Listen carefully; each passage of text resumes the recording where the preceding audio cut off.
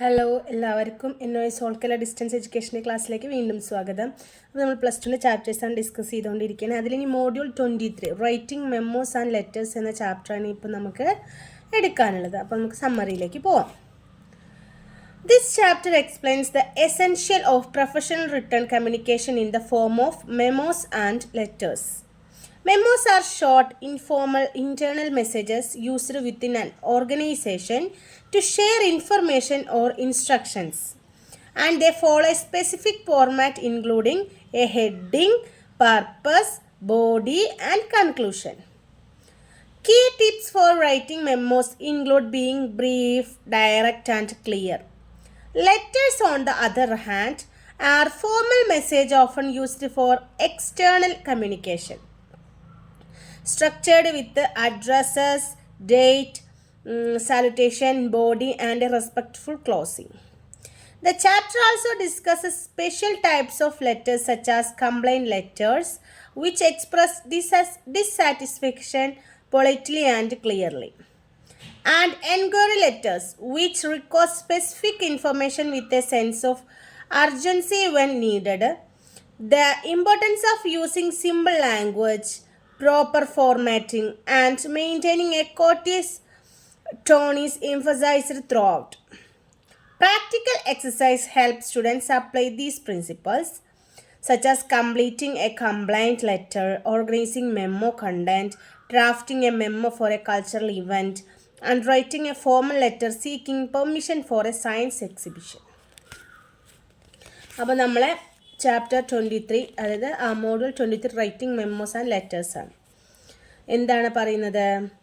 ഈ ചാപ്റ്റർ പറയുന്നത് അതായത് മെമ്മോകളുടെയും കത്തുകളുടെയും രൂപം എങ്ങനെ വേണം എന്നുള്ളതാണ്. മെമ്മോ എങ്ങനെ എഴുതാം, കത്ത് എങ്ങനെ എഴുതാം, ലെറ്റേഴ്സ് എങ്ങനെ എഴുതാം എന്നുള്ളതാണ് ഈ ചാപ്റ്ററിൽ പറയുന്നത്. ഈ മെമ്മോ എന്ന് പറയുന്നത് നമ്മളൊരു സംഘടനയ്ക്കുള്ളിൽ, അതായത് വിത്തിൻ ഓർഗനൈസേഷൻസൊക്കെ ഉണ്ടാവുമല്ലോ, ഈ ഓർഗനൈസേഷൻ്റെയൊക്കെ ചുരുങ്ങിയതും അനൗപചാരികവുമായിട്ടുള്ള സന്ദേശങ്ങൾ അയക്കാനാണ് മെമ്മോസ് നമ്മൾ യൂസ് ചെയ്യുന്നത്. വിവരങ്ങളോ നിർദ്ദേശങ്ങളോ കൈമാറുന്നതിനാണ് ഇവ ഉപയോഗിക്കുന്നത്. കൂടാതെ ഹെഡിങ്, പിന്നെ അതേപോലെ അതിൻ്റെ ഉദ്ദേശം, അതേപോലെ ഉള്ളടക്കം, അതേപോലെ കൺക്ലൂഷൻ അതായത് സമാപനം എന്നിവ ആണ് ഒരു നിശ്ചിത ഘടന പിന്തുടർന്നിട്ട്, അതായത് കൃത്യമായിട്ടുള്ളൊരു ഘടനയിൽ. ഏതൊക്കെയാണ് ഘടന പറയുന്നത്? Heading, purpose, body and conclusion. മെമ്മോസിലുള്ളത് heading, purpose, body and conclusion. ഇവ നാലും അടങ്ങിയതാണ് എന്ത് പറയുന്നത്? മെമ്മോസ് എന്ന് പറയുന്നത്. ഓക്കെ, ദെൻ അപ്പോൾ മെമ്മോ എഴുതുമ്പോൾ കൃത്യമായിട്ടുള്ളൊരു ഘടന അത്യാവശ്യമാണ്. പിന്നെ ചുരുക്കമായിരിക്കണം, വളരെ ബ്രീഫായിട്ട് ഇതായിട്ട് എഴുതണം. പിന്നെ കൃത്യമായിട്ട് അവതരണം, അതായത് എന്താണോ നമ്മൾ ഉദ്ദേശിച്ച കാര്യം കൃത്യമായിട്ട് അവതരിപ്പിച്ചിട്ടും വ്യക്തമായിട്ട് ക്ലിയർ ആയിട്ടുള്ളതുമായിരിക്കണം ഏത് മെമ്മോ. ഓക്കെ, ഇൻ ലെറ്റേഴ്സോ എന്താണ്? ഔപചാരികതയാണ് അല്ലേ, നമ്മൾ ഒഫീഷ്യലി അല്ല ലെറ്റേഴ്സ് പറയുന്നത്. അപ്പോൾ സാധാരണയായിട്ട് എന്താണ്, നമ്മൾ പുറത്തുള്ളവരായിട്ട് ആശയവിനിമയത്തിനാണ് ലെറ്റേഴ്സ് യൂസ് ചെയ്യുന്നത്. സോ അതിൽ വിലാസം, തീയതി, അതേപോലെ നമ്മളൊരാളെ അഭിവാദ്യം അതായത് അഭിസംബോധന ചെയ്യുക, ഉള്ളടക്കം, പിന്നെ സമാപനം, ഐ മീൻ കൺക്ലൂഷൻ, ഇവയൊക്കെയാണ് ലെറ്റേഴ്സിൽ അടങ്ങിയിട്ടുള്ളത്. ഇപ്പോൾ എന്തൊക്കെയാണ് ലെറ്റേഴ്സിൽ അടങ്ങിയിട്ടുള്ളത്? Address, date, salutation, body and a respectful closing. മനസ്സിലാക്കാം. മെമ്മോസിൽ എന്തൊക്കെയാണ്? Heading, purpose, body and conclusion memos. ലെറ്റേഴ്സിൽ എന്തൊക്കെയാണ് വേണ്ടത്?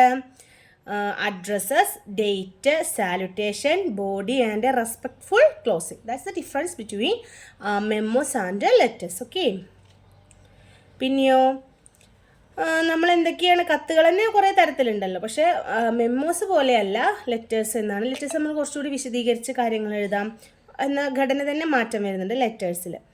പിന്നെ എന്തൊക്കെയാണ് വരുന്നത്? ലളിതമായ ഭാഷ ഉപയോഗിക്കുന്നതിൻ്റെ പ്രാധാന്യം, ശരിയായ ഫോർമാറ്റിംഗ്, വിനീതമായ ശൈലി പാലിക്കൽ എന്നിവ മുഴുവൻ ഈ ചാപ്റ്ററിൽ പറയുന്നുണ്ട് കേട്ടോ. അതായത് നമ്മൾ ഏത് എഴുതുകയാണെങ്കിലും നമ്മൾ ഭാഷ അല്ലെങ്കിൽ ലാംഗ്വേജ് എപ്പോഴും എന്തായിരിക്കണം, കൃത്യമായിട്ടുള്ള ലാംഗ്വേജ് ആയിരിക്കണം, ശരിയായിട്ടുള്ള ഫോർമാറ്റ് ആയിരിക്കണം, എല്ലാം ഒക്കെ ഉണ്ടായിട്ടുള്ളതായിരിക്കണം. ഏതാണ് മെമ്മോ ആണെങ്കിലും ലെറ്റേഴ്സ് ആണെങ്കിലും. ഓക്കെ, അപ്പോൾ ഇനി ഇതിൻ്റെ ബാക്കി നമുക്ക് ചാപ്റ്റേഴ്സ്, അതായത് മെമ്മോസ് എങ്ങനെ വേണം, ലെറ്റേഴ്സ് എങ്ങനെ വേണം എന്നുള്ളതിനെക്കുറിച്ച് ഡിസ്കസ് ചെയ്യാം. ഫസ്റ്റ് വരുന്ന സെക്ഷൻ മെമ്മോ കേട്ടോ.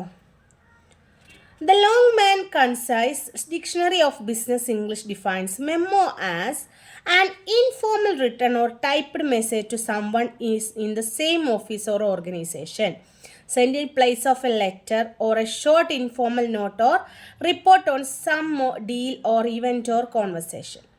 A memo is a brief written message used primarily for internal communication within an organization. Memos are used to share information, updates or instructions with colleagues or subordinates. A memo is generally used for sending messages from one department to another within the same organization. അപ്പോൾ എന്താണ് memo എന്നാണ് പറയുന്നത്? അതായത് Longman concept dictionary of business English പ്രകാരം memo എന്നത് എന്താണെന്നറിയോ? ഒരേ ഓഫീസിലോ സംഘടനയിലോ ഉള്ള ഒരാൾക്ക് കത്തിന് പകരമായി അയക്കുന്ന എഴുത്തിലോ അല്ലെങ്കിൽ ടൈപ്പ് ചെയ്തോ ഉള്ള ഒരു അനൗപചാരികമായ സന്ദേശത്തെയാണ് മെമ്മോ എന്ന് പറയുന്നത്. അതായത് എ ഫോർമൽ റിട്ടൺ, അനൗപചാരികമായിട്ടുള്ള formal written typed message or summon in the same office or organisation. അതായത് ഒരേ ഓഫീസിലോ ഓർഗനൈസേഷനിലുള്ള ഒരാൾക്ക് നമ്മൾ അയക്കുന്ന ഫോർമൽ ലെറ്ററിനാണ് മെമ്മോ എന്ന് പറയുന്നത് കേട്ടോ. മെമ്മോ എന്ന് പറയുന്നത് എന്താണ്? ഒരു സംഘടനയ്ക്കുള്ളിലെ ആഭ്യന്തര ആശയവിനിമയത്തിനായി പ്രധാനമായും ഉപയോഗിക്കുന്ന ചുരുങ്ങിയ ഒരു സന്ദേശം, ലെറ്ററാണ്. സഹപ്രവർത്തകരോടോ നമ്മൾ താഴെ ഉദ്യോഗസ്ഥരോടോ വിവരങ്ങൾ, അപ്ഡേറ്റുകൾ, നിർദ്ദേശങ്ങൾ എന്നിവ പങ്കുവയ്ക്കാൻ മെമ്മോകൾ ഉപയോഗിക്കുന്നുണ്ട്. സാധാരണയായി ഒരു സംഘടനയ്ക്കുള്ളിൽ ഒരു വിഭാഗത്തിൽ നിന്ന് മറ്റൊരു വിഭാഗത്തിലേക്ക് സന്ദേശങ്ങൾ അയക്കാനാണ് ഇത് യൂസ് ചെയ്യുന്നതെന്നാണ് പറയുന്നത്. ഇനി ഇതിൻ്റെ സ്ട്രക്ചർ എങ്ങനെയാണെന്ന് നോക്കാം.